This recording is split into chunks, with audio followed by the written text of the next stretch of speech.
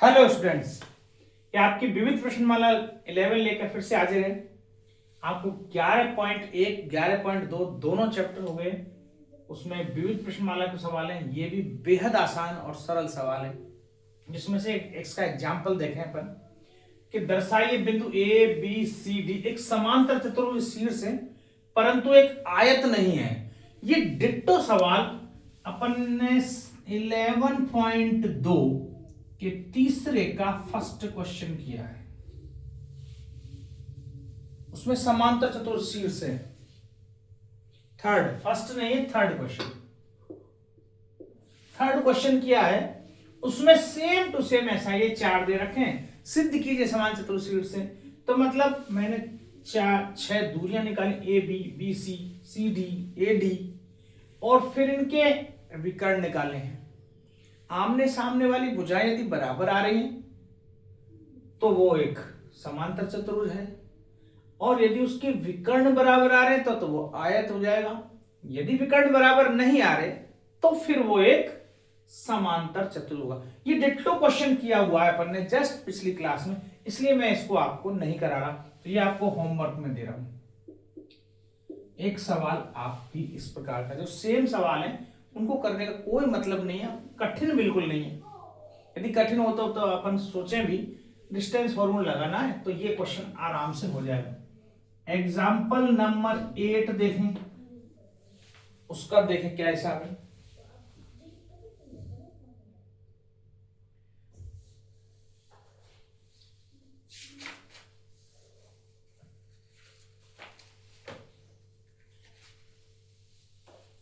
Example number 8, ये भी हमने किया हुआ है पूरा सवाल सेम उसी। बिंदु P से बने समुच्चय का समीकरण ज्ञात कीजिए।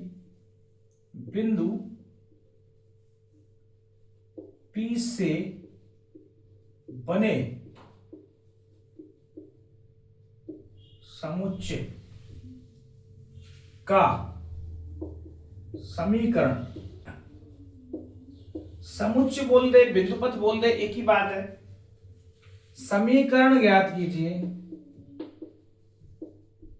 क्या कंडीशन दे रखी है समीकरण ज्ञात करने पे कि जो इस प्रकार चलता है कि उसकी बिंदुओं ए और बी से दूरी समान है। जो इस प्रकार चलता है कि बिंदुओं, दो बिंदु दे रखे ए 3 4 -5 व बी -2 1 और 4 से दूरी समान है, ऐसा बोला गया है। दूरी समान है। अपन ने जस्ट पिछली क्लास में चौथा सवाल 11.2 का चौथा क्वेश्चन सेम टू सेम, ऐसे दो बिंदु समुच्चय समीकरण ज्ञात कीजिए। बिंदु इतने और इतने से समदूरस्थ हैं, समान दूरी पर हैं। वो क्वेश्चन और ये क्वेश्चन एकदम डिट्टो सेम है, कुछ भी ऐसा नहीं है बताने लायक। तो मैं ये भी आपके लिए होमवर्क में, तो ये आपके दोनों उदाहरण। अब बचा एक उदाहरण इसमें जो थोड़ा सा नया है, वो अपन ने नहीं किया उस टाइप का क्वेश्चन, तो अपन वो वाला उदाहरण करते हैं, है ना। लास्ट उदाहरण नंबर 9। तो 9वां उदाहरण देखें। इन उदाहरणों को तो कोई मतलब ही नहीं था करने का, ठीक है। 9वां उदाहरण कराता हूं। ये एक सवाल थोड़ा नया है। एग्जाम्पल 9 देखें। एक त्रिभुज एबीसी का केंद्रक 1 1 1 है। केंद्रक यदि ए बी के निर्देशांक ये दे रखे हैं तो बिंदु सी के निर्देशांक ज्ञात कीजिए। पहले आप देखें, इसने बोला त्रिभुज, और त्रिभुज तो 2D आकृति है, और 2D आकृति में 3 निर्देशांक कैसे संभव है। तो यहां एक टेक्निकली फॉल्ट है। तो ये दरअसल त्रिभुज नहीं है, इसको बोलते हैं अपन पिरामिड या प्रिज्म, है ना। पिरामिड में थोड़ा सा लगता है, प्रिज्म कह सकते हैं इसको। ये 3D वाला त्रिभुज होगा। कैसा 3D? यहां ऐसा है और ये पीछे जाके भी कुछ, मतलब ये पीछे ऐसा दिखाई दे रहा होगा इस टाइप का, ये पीछे भी ऐसा ही है त्रिभुज।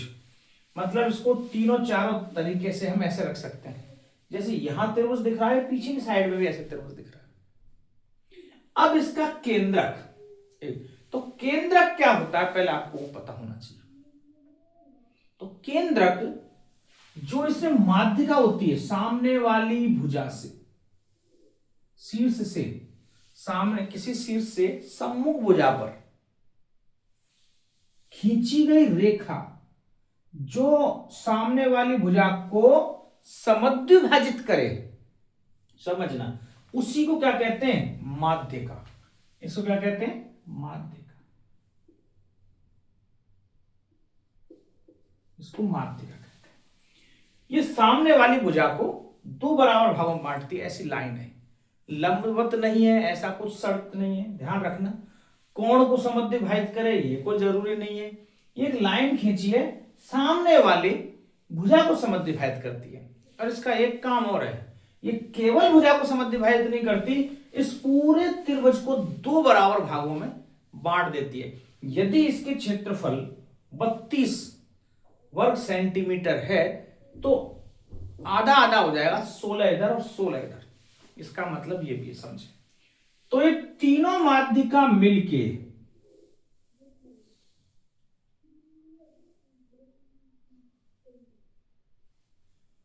जहां तीनों माध्यिकाओं का कटान बिंदु होता है, जहां तीनों माध्यिकाएं एक दूसरे को काटती हैं, इसको कहते हैं केंद्रक। केंद्रक, ठीक है। इंग्लिश में बोले तो सेंट्रॉइड, CENTROIED, सेंट्रॉइड, ठीक है, केंद्रक बोला जाता है। माध्यिका को मीडियन बोला जाता है। तो ये तो 3D आकृति है, तो 3D आकृति इसका मतलब यहां से भी सामने से आ रही होगी, इधर से भी आ रही, मतलब तीनों दिशाओं से आ रही, इसलिए इसको तीन उसमें भागों में इसके निर्देशांक है। तो जो केंद्रक का निर्देशांक है ये दे रखा है 1 1 1, और ए बी सी हमने ए जो दे रखा है, अब यहाँ ए का दे रखा है साहब मान 3 -5 7, इस बी का दे रखा है -1 7 -6, सी का नहीं दे रखा, इस सी के मान लिए x y और z। अब ये चीज आप देखें 3D में यदि इन तीनों के निर्देशांक ऐसे दे रखे हैं, पीछे भी एक बिंदु होगा उसके देने चाहिए कायदे, क्या सिस्टम है, कैसे इसको दर्शाया गया है। तो त्रिभुज तो 2D ही होता है, ये 3D में कैसे बन रहा है या इसका किस हिसाब से बना हुआ है, जो मैं बता रहा हूं आप समझने की कोशिश करें, ये अंदर तक ऐसा बना हुआ है। तो 3D वाला इस प्रकार का त्रिभुज है, तो इसमें केंद्रक के निर्देशांक होते हैं, तो यहां से आपको एक नोट करके याद रखना है केंद्रक के निर्देशांक, तो नोट लगा के लिख देते हैं NOT, नोट। केंद्रक के निर्देशांक जो होते हैं हमेशा कैसे होते हैं, केंद्रक के निर्देशांक x1 x2 x3 बटे 3, y1 y2 y3 बटे 3, z1 z2 z3 बटे 3। ये जो निकल के सामने आएंगे तीनों निर्देशांक, ये ही केंद्रक के निर्देशांक होते हैं, आपको पता होना चाहिए चीज। ऐसा क्यों करते हैं, अपन मध्य बिंदु में सीखा है हमने, मध्य बिंदु जब निकालते हैं, लेकिन ये मध्य बिंदु नहीं आप बोलो, क्योंकि ये जो माध्यिका है इसको ये केंद्रक 2:1 में बांट रहा है कायदे से। तो लेकिन ये माध्य बिंदु कैसे बनाए, तीनों का यहां से ये भी 2 दूरी है, ये भी 2 दूरी है, उधर से देखेंगे वो भी 2 दूरी है, तो ये बराबर दूरी पर है सबसे, इसलिए एक प्रकार का मध्य बिंदु है। ऐसे मध्य बिंदु नहीं है रेखा का, 3D में तो तीनों दिशाओं से दूरी बराबर हो, उसी को मध्य बिंदु बोला जाएगा। उसी प्रकार से ये एज ए मध्य बिंदु के निर्देशांक के रूप में आ रहे हैं। तो अब ये देखो केंद्रक के तो दिए हुए हैं, केंद्रक का जो निर्देशांक हमने दे रखे हैं, केंद्रक जो दिया हुआ 1 1 1, इसका मतलब तुलना करने पर, अपन तुलना करें, तुलना करने पर तो x1 x2 x3, x1 वाली जगह x लिख लेते हैं, x2 वाली जगह ये देखो, ये हो गए x2 y2 z2 x3 y3 z3 और x1 y1 ये पड़े जो मैंने मान लिए, ठीक है। तो x2 की जगह 3 आ गया और यहां पर -1 आ गया बटे 3 बराबर जो इसका x निर्देशांक होगा वो जो कि 1 है। तो इससे हमें इस एक्स वाई के मान आ जाएंगे। तो देखें कैसे आएंगे, 3 का गुणा 1 से कर देंगे और x प्लस का 3 -1 तो प्लस का 2 बराबर 3 एकम 3, x बराबर 3 - 2 x बराबर 1, ये x का मान आ गया। y का देखें, y प्लस y2 तो यहाँ माइनस का 5 है, y3 प्लस का 7 है बटे 3 और ये भी बराबर 1 के हैं। तो y -5 और प्लस 2 तो y प्लस 2 बराबर 3 एकम 3, y बराबर 3 - 2, y का वैल्यू भी 1 ही आ रहा है। इसका मतलब ये x भी बना है, y भी बना है, ये भी बना रहा है, ठीक है। देख लेते हैं फिर z वाले का देखें, z प्लस z2 7 है, z3 माइनस का 6 है बटे 3 बराबर 1, इसका मान भी 1 है। तो 3 का इधर गुणा करें तो z 7 में से 6 गए तो प्लस का 1 बराबर 3, z बराबर 3 - 1 अर्थात z बराबर 2। तो जो c के निर्देशांक होंगे c के निर्देशांक, तो c बराबर एक्स वाई जेड माना था 1 1 और 2, तो c के निर्देशांक 1 1 2 आ। तो एक चीज ये बस और आपको याद रखनी कि हमें त्रिभुज के ऐसे दे रखे हो 3D में तो कैसे निकल के आएगा, वो ऐसे निकल के आएगा, ठीक है। ये होता है क्वेश्चन।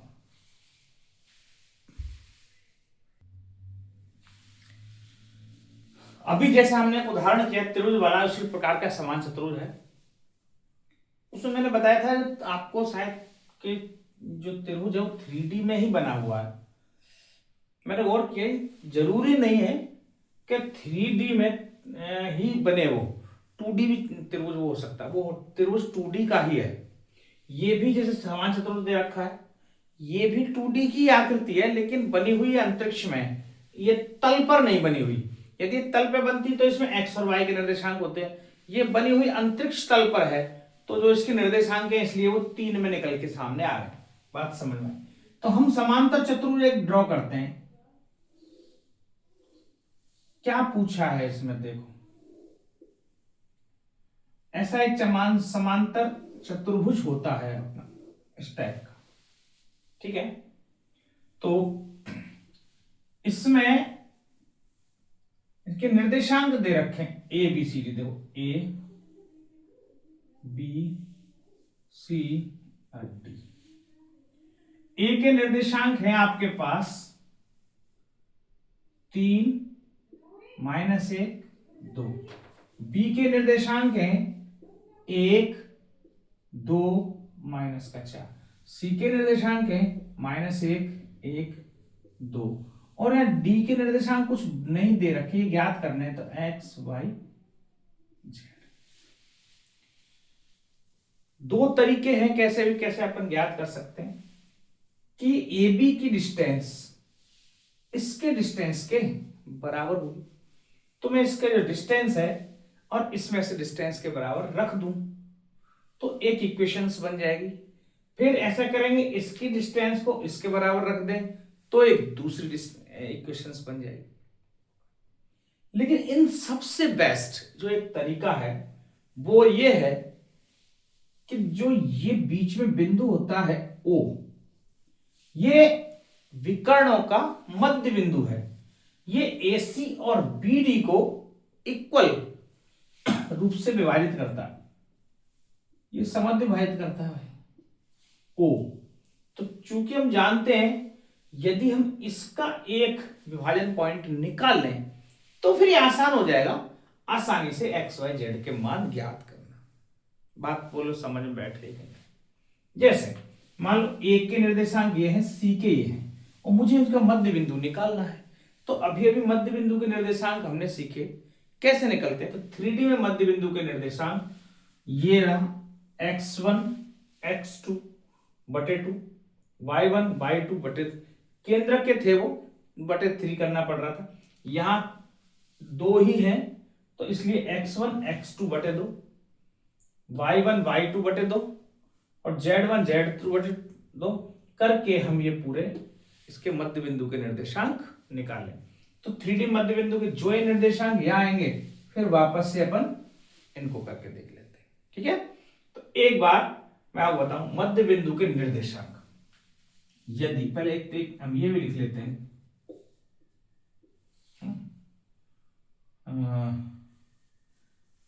डायरेक्ट मैं लिखता हूं, हाँ ऐसे लिखना पड़ेगा, यदि P व Q के निर्देशांक x1 y1 z1 तथा x2 y2 z2 हैं तो इनके मध्य बिंदु के निर्देशांक, मध्य बिंदु के निर्देशांक क्या होंगे, x1 प्लस x2 बटे 2, y1 प्लस y2 बटे 2 और z1 प्लस z2 बटे 2। ये इनके मध्य बिंदु के निर्देशांक होंगे। अब यहां पर हम लिखेंगे चूंकि समांतर चतुर्भुज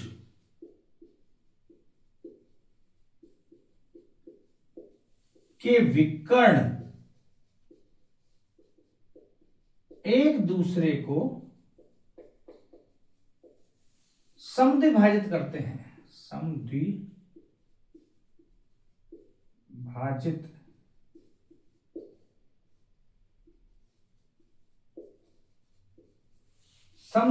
करते हैं एक दूसरे को, समांतर चतुर्भुज विकर्ण एक दूसरे को समद्विभाजित करते हैं, इसलिए ओ AC व BD का मध्य बिंदु होगा। ओ क्या होगा, AC और BD का मध्य बिंदु। तो OC और BD का मध्य बिंदु कैसे निकलेगा, तो देखो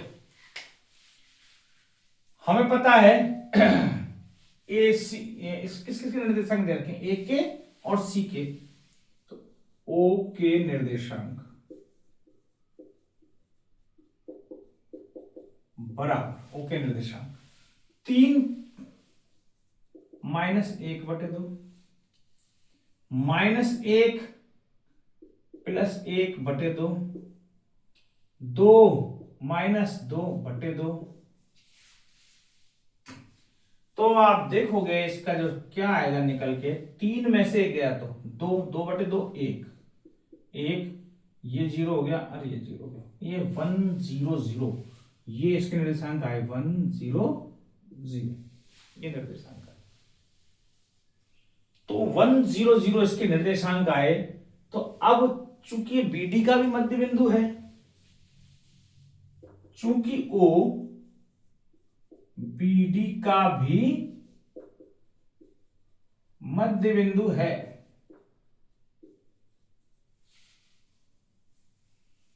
इसलिए तो मैं ये कह सकता हूं ना x + 1 x plus 1/2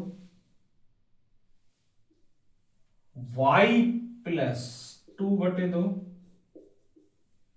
Z minus 4/2 जो ये होंगे बराबर 1, 0, 1। इनके मध्य बिंदु का निर्देशांक इसी के बराबर होगा। तो तुलना करें x प्लस 1/2 बराबर 0, तो x बराबर 2 का 0 से गुणा करेंगे 0, x का मान -1 हो जाएगा। y प्लस 2 है ना, ये तो 1 है, 0 है ही नहीं, 1, तो 2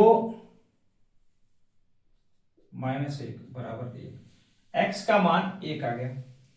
y प्लस 2/0 बराबर 0, तो y बराबर ये तो 0 माइनस का 2, z माइनस 4/2 बराबर 0, ये 0 हो जाएगा और z की वैल्यू 4 है। तो x y z का जो मान आया ये क्या है, 1, -2 और 4। जो d के निर्देशांक है हमारे पास d बराबर 1, -2 और 4, ये d के निर्देशांक। यदि आप इस वाले मैटर में पढ़े, इनकी दूरी निकालें फिर इनकी दूरी निकालें बराबर रखें, एक समीकरण बनेगा 1, क्योंकि एक्स वाई जेड है, तीनों का तो मान आने से रहा। फिर इनकी दूरी निकालें फिर दोनों को बराबर रखेंगे, फिर एक समीकरण फिर बनेगा। और उसमें भी 2 वेरिएबल तो 2 समीकरण, तो 2 का मान गया, 2 पहले 3 समीकरण चाहिए, तो वहां दिक्कत आएगी। इसलिए सबसे बेस्ट मेथड जो ये है डी के निकालने का वो यही है, क्योंकि हम ये जानते हैं समांतर चतुर्विकर्ण एक दूसरे को समद्विभाजित करते हैं, ठीक है, बराबर भागों में बांटते हैं। ऐसा नहीं है चारों बराबर हों, ये ध्यान रखना। मैंने देखो यहां तो डबल लाइन खींची है, सिंगल लाइन, इसका मतलब यदि ये पूरी 14 की है तो 7 में बट जाएगा, तो ये पूरी 14 की तो हो ही नहीं सकती, क्योंकि विकर्ण समान होते नहीं है। तो ये मान लो 10 की है तो 5 में बटेंगे, ठीक है, इसका मतलब ये है। तो सवाल नंबर पहला बहुत ही अच्छा सवाल उतारा। सॉरी कुछ मिस्टेक हुई एक जगह, हमने दरअसल माइनस लिख दिया। हमें ये फॉर्मूला पता Z1 प्लस Z2, 2 - 2 कैसे होगा, 2 + 2 है, 2 + 2 4/2 2 आएगा। तो यहां भी 2 आएगा, इस वाली जगह भी 2 आएगा, 2 दूनी 4 और 4 + 4 का मान 8, तो जो ये वैल्यू है 8 है। अब सही हुआ, यहां इसमें माइनस माइनस देखे, यहां माइनस क्यों आया, 3 + है, लेकिन चूंकि माइनस है वो अपने आप माइनस हो गया, -1 + 1 है, सही है। तो 2 + 2 होना है, या 2 - 2 कर दिया था, मिस्टेक ये हो गई, ठीक है। हम जानते हैं Z1 + Z2/2, तो 2 4/2 करेंगे तो 2, ये हमारे ओ के निर्देशांक होंगे जो इनके बराबर हैं। तुलना कर दी वापस से, ये निर्देशांक डी क्या है, अब एकदम सही हुआ। अब बता,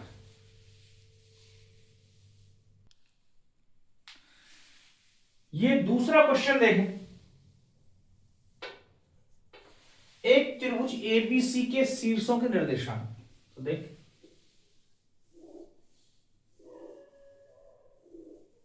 ये ए है, ये बी है, ये सी, एबीसी के शीर्ष दे रखे हैं, ए के हैं 0, 0, 6, बी के दे रखे हैं 0,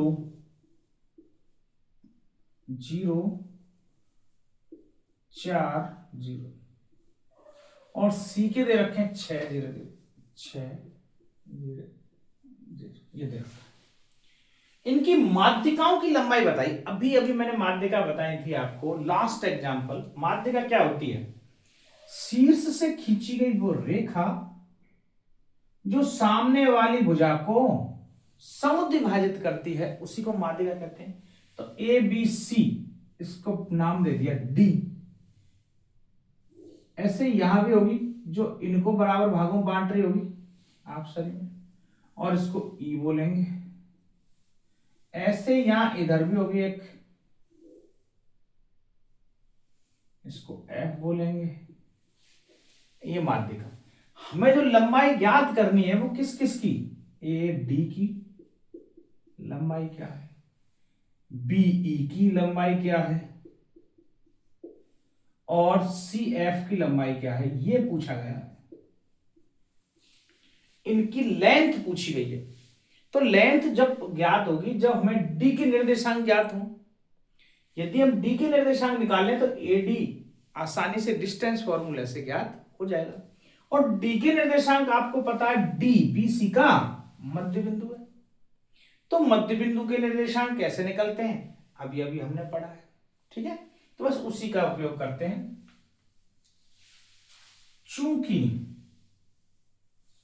माध्यिका सम्मुख भुजा को समद्विभाजित करती है, समद्विभाजित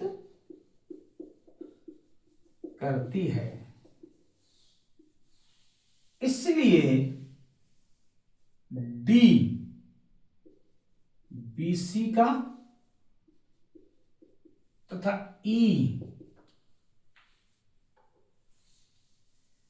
एसी का और एफ ए बी का मध्य बिंदु होगा, मध्य बिंदु होगा। अतः डी के निर्देशांक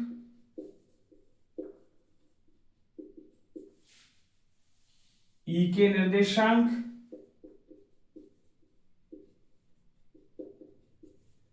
और एफ के निर्देशांक कैसे निकलेंगे,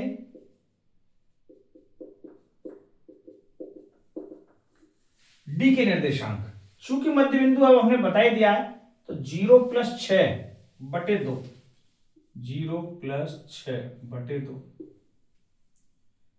4+0/2 और 0+0/2, और इसको हम हल करेंगे तो 6/2 3, 4/2 2, 0/2 0। ये इसके निर्देशांक आ जाएंगे डी के।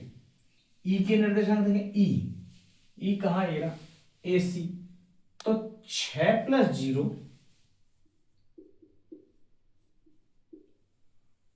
0+0 और 6+0,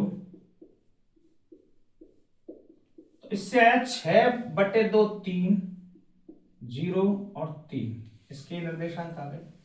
एफ के निर्देशांक क्या आ रहे हैं, एफ ए बी का है तो 0+0, 0+4, 0+6 बराबर 0+0, ये तो 0 आ गया, ये 2 आ गया, ये 3 आ गया। मैंने डी ई एफ तीनों के निर्देशांक निकाल लिए। हमें लंबाई निकालनी है माध्यिकाओं की A D BE C F. तो अब यहीं से ए डी बराबर दूरी सूत्र से, दूरी सूत्र से, अब दूरी सूत्र का उपयोग, तो ए डी बराबर √x2 - x1। डी के निर्देशांक आ गए तो हम यहां लिख सकते हैं 3 2 0। ई के निर्देशांक 3 0 3, 3 0 3। एफ के निर्देशांक 0 2 और 3। ये निर्देशांक जो लिखने से ये फायदा एडी निकालना, सीधा फोकस है कि 0 - 3 का स्क्वायर 3 का स्क्वायर, 0 - 2 का स्क्वायर 6 - 0 का स्क्वायर, आसानी से हो जाएगा, ठीक है।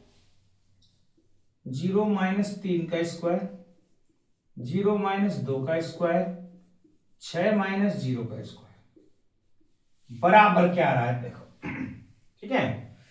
तो 3 का स्क्वायर 9, 2 का स्क्वायर 4, 6 का स्क्वायर 36, 36 और 4 40 और 9 49 बराबर 7 7 49, 7 आ जाएगा एडी की लंबाई।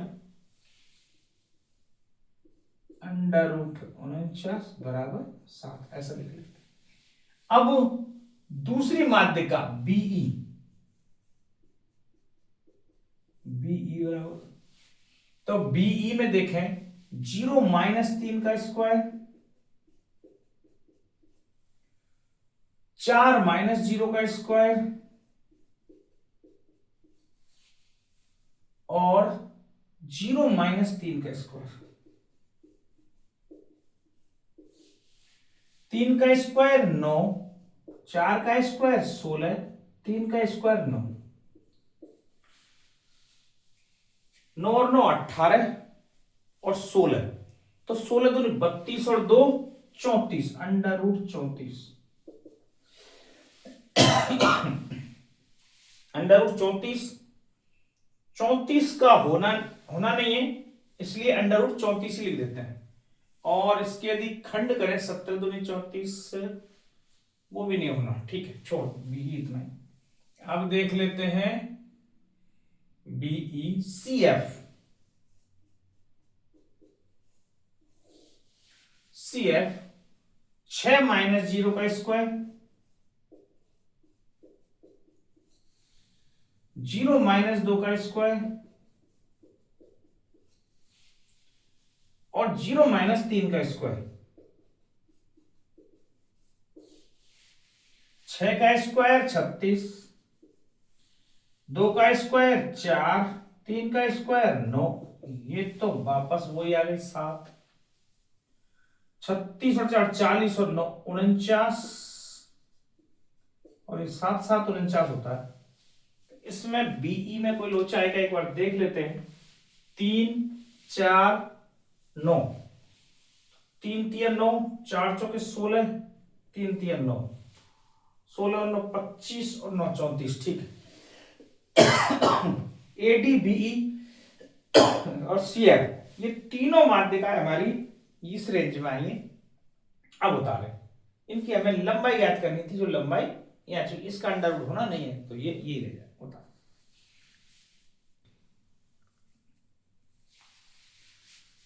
हाँ, ये देखें तीसरा सवाल कि यदि त्रिभुज PQR का केंद्रक मूल बिंदु है और शीर्ष PQR के इसके निर्देशांक दे रखे हैं, तो ABC ज्ञात करें। अभी जस्ट ऐसा एक उदाहरण किया था, सेम ऐसा कैसा सवाल है, कुछ भी इसमें नया नहीं, तो उसमें मैं आप थोड़ी सी अपनी गलती सुधार करता हूं।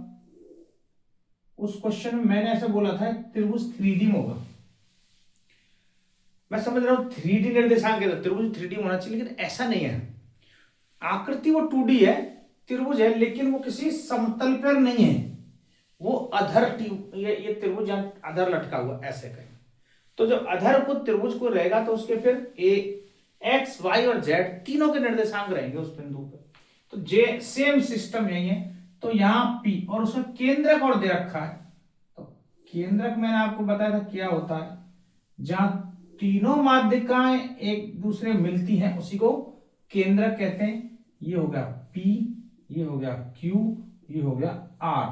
P के निर्देशांक दे रखे हैं 2a, 2 और 6। PQ के निर्देशांक है -4, 3b, -10, 3b है, ठीक है, -10 ये दे रखा है। R के 8 14 2c, 8 14 और 2c ऐसा दे रखा है R के। इसके जो केंद्रक के निर्देशांक है बोला गया है मूल बिंदु है, इसके निर्देशांक केंद्रक के, तो इसको मैं 0 मान लू, O मान लू, 0 0 0, मूल बिंदु तो यही रहेंगे। पूछा क्या है, ABC के मान पूछे हैं। तो जैसे मैंने बताया केंद्रक के निर्देशांक कैसे निकलते हैं त्रिभुज में, चूंकि हम जानते हैं कि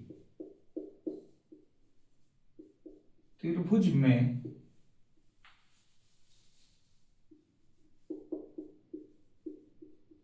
केंद्रक के निर्देशांक बराबर क्या होते हैं, x1 x2 plus x3/3 y1 y2 y3/3 z1 z2 z3/3 बराबर क्या होंगे 0 0 0 ऐसा, क्योंकि तीनों मूल बिंदु है, इसकी तुलना 0 0 0 इससे कर दी। तो अब देखें जरा x1 y1 x2 y2 कहां है, ये है साहब x1 y1 z1, ये x2 y2 z2, ये x3 y3 z3। P Q R के जो निर्देशांक है इनको हमने x1 y1 x2 y2 x3 y3 z3 मान लिया। तो अब इनमें मान रख दें, तो x1 देखेंगे आप, देखो 2a प्लस x2 माइनस का 4 x3 प्लस का 8/3 ऐसे लिखेंगे। फिर y1 2 y2 प्लस का 3b y3 प्लस का 14/3 z1 6 प्लस z2 माइनस का 10, तो माइनस का 10 z3 प्लस का 2c/3 बराबर 0 0 और 0, क्योंकि मूल बिंदु के निर्देशांक तो 0 0 0 है, और ये हम कह रहे हैं केंद्र के निर्देशांक ये है, और केंद्र के निर्देशांक दे रखे हैं 0 0 0, तो इन सबको 0 0 के बराबर रख दिया। तो इसका मतलब इसको 0 के बराबर रख दूं, इसको भी 0 के बराबर रख दूं, इसको भी 0 के बराबर रख दूं, तो एबीसी के मान आ जाएंगे। तो यहां देखें 2a माइनस 4 प्लस 8/3 बराबर 0, तो 0 का 3 से गुणा करेंगे तो 0 हो गई। 4 में से ये 8 में से 4 गए तो 4, तो 2a प्लस 4 बराबर 0, 2a बराबर माइनस का 4, a बराबर माइनस का 2, ये a का मान आ गया, क्योंकि 2 से 4 कट गया, 2 a की वैल्यू आई -2। b देखें जरा, 2 प्लस 3b प्लस 14/3 बराबर 0। 3 का जैसे इसमें 0 में गुणा हुआ, ये खुद 0 हो गया। 3b बराबर 14 और 2 16, इधर चले जाएंगे। b का मान माइनस का 16/3, क्योंकि ये कटेगा नहीं, तो माइनस का 16/3 ही हो जाएगा। z का वाला देखें, 6 माइनस 10 प्लस 2c/3 बराबर 0, तो ये तो 0 हो गया। माइनस का 10 में से प्लस के 6 जाएंगे तो माइनस का 4, तो 2c बराबर 4, c का मान 2 आ गया। तो ये देखो a b c की वैल्यू आई, a बराबर आ गई माइनस का 2, b बराबर आई माइनस का 16/3, c बराबर आई 2। ये तीनों हमने वैल्यूज निकाल ली। बस ये वैल्यू पूछी थी कि ए बी सी के मान बताइए। हमें तो बस ये पता होना चाहिए था केंद्रक के निर्देशांक कैसे निकलते हैं। इन तीनों जो शीर्ष हैं इनके निर्देशांकों को जोड़ के 3 का भाग जो देते हैं तब इनके निर्देशांक आते हैं। बस ये आपका तीसरा सवाल कंप्लीट उतारा। यह आपकी विविध प्रश्नावली का अंतिम सवाल चौथा, कि यदि बिंदु ए और बी क्रमशः ये हैं और कोई चर बिंदु पी द्वारा निर्मित समुच्चय से संबंधित समीकरण ज्ञात कीजिए जो p² pv² बराबर k², ऐसी कोई कंडीशन दे रखी है। इस सेम ये ऐसा एक उदाहरण अपन कर चुके हैं, डिट्टो वही सवाल है बिल्कुल, इसमें कुछ भी ऐसा नहीं है। मैं चाहूं तो आप चाहो तो इसको खुद एक बार करके जरूर देखना, वीडियो पॉज करके आप खुद से करना। बाकी मैं लास्ट सवाल है इसलिए मैं करा रहा हूं, देखें क्या है। तो माना P, जो बिंदु हम P मान रहे हैं उसके कुछ निर्देशांक मान लेते हैं। तो माना P के निर्देशांक x, y और z है। और एक्स वाई जेड के रूप में कोई यदि समीकरण आ रहा है, बस वो ही उसका समुच्चय से संबंधित समीकरण हो जाएगा जो ये पी द्वारा बन रहा है, ये चीज है। तो इसमें कुछ कंडीशन दे रखी है। पी के निर्देशांक ये मान लिए, ए बी के निर्देशांक ये है, ये ए हो गया और ये बी है, जिसमें पी ए और पी बी स्क्वायर बराबर के स्क्वायर ये दिया हुआ। तो इसका मतलब ये पी ए स्क्वायर नहीं है, दरअसल आप ऐसा समझे पूरा पी डिस्टेंस है, पी बी स्क्वायर बराबर के स्क्वायर, ठीक है। तो हम एक बार दूरी सूत्र से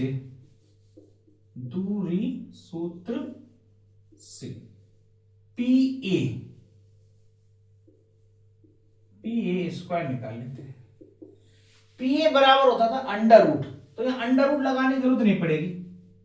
x2 माइनस x1, तो x माइनस 3 का स्क्वायर, y माइनस 4 का स्क्वायर, z माइनस 5 का square, P A square.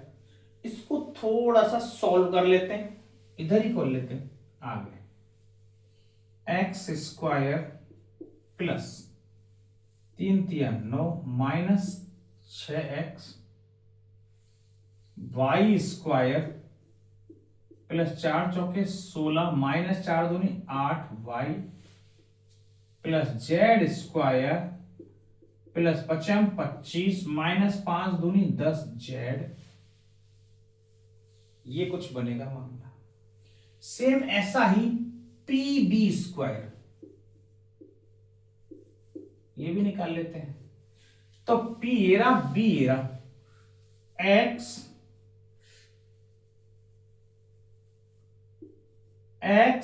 Minus 1 था तो प्लस 1 हो जाएगा का स्क्वायर, वाई माइनस 3 का स्क्वायर, जेड माइनस, जैसे यहां दे रखा था 5, यहां माइनस से आता है तो प्लस का 7 का स्क्वायर हो जाएगा। इसको पूरे को खोल लें जरा, तो देखें x square plus 1 plus 2x, ये a प्लस बी का होल स्क्वायर और a माइनस बी के होल स्क्वायर से खोल रहा हूं। इसमें कुछ भी ऐसा नहीं है कि आप ना खोल सको।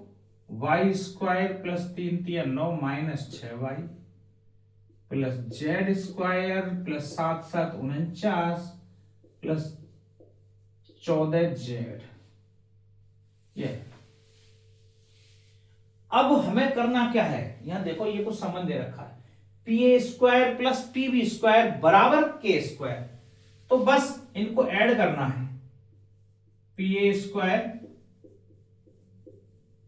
पी बी स्क्वायर बराबर, तो इसका मतलब मुझे तो ये दोनों जोड़ने हैं।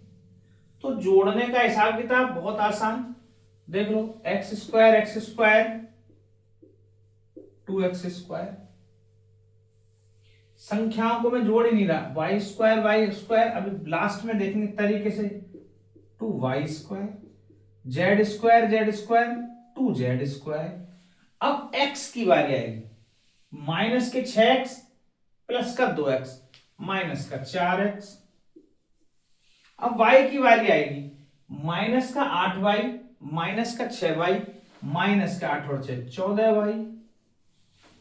z की बारी, माइनस का 10 प्लस का 14, इसका मतलब प्लस के 4z। अब संख्याओं की बारी, 9 16 9 25 25 50, यहां देखें 1 9 और 1 10 और 49 और 10 59, तो 50 वो और 59 ये, तो 109 ये हो रहे हैं, प्लस के 109, ये तो सब प्लस के हैं और बराबर दिया हुआ है के स्क्वायर। ये क्या दे रखा है, बराबर के स्क्वायर। इस के स्क्वायर को भी यदि यही ले लो, माइनस के स्क्वायर बराबर 0, जो ये आया है आपका ये ही संबंध है। इसमें देखो पूरे में 2 का भाग जा रहा है, नहीं इसमें नहीं जा रहा है, इस के में नहीं जा रहा, छोड़ दो। यदि सब में जा रहा होता तो हम इस 1 2 का भाग और लगा देते और ये थोड़ा सा सरल दिख जाता। बाकी एक्स वाई जेड में ऐसा एक समीकरण दिख रहा है और ये ही इसका समीकरण है, ठीक है। तो ये आपका पूरा 11th चैप्टर समाप्त ये होता है। धन्यवाद।